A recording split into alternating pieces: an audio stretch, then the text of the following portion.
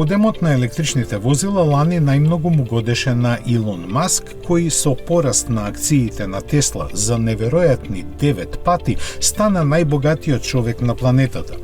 Иако сите, па дури и самиот тој се согласуваат дека акциите на калифорнискиот производител на електрични автомобили дебело се преценети, тоа е најсигурен сигнал колку светот не е подготвен за електричната експанзија.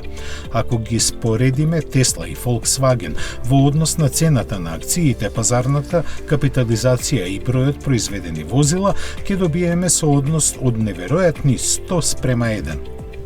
До ова, Тесла дојде со лани испорачаните половина милион возила, зашто скоро сите заслуги одат на сметка на Модел 3 и фабриката во Кина.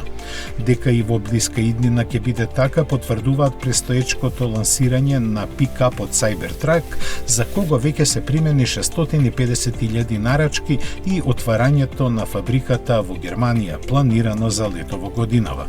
Во позадината на ова лежи и влијанието на постојаниот напредок на технологиите што ги форсира Тесла, што всушност е сопка на која паѓаат сите традиционални автопроизводители кои напредуваат премногу предпазливо.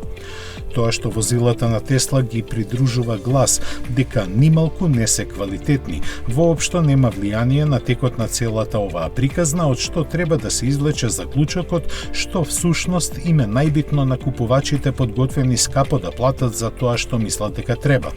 Како и да е, едно е јасно, картите се измешани, но се уште не се целосно поделени.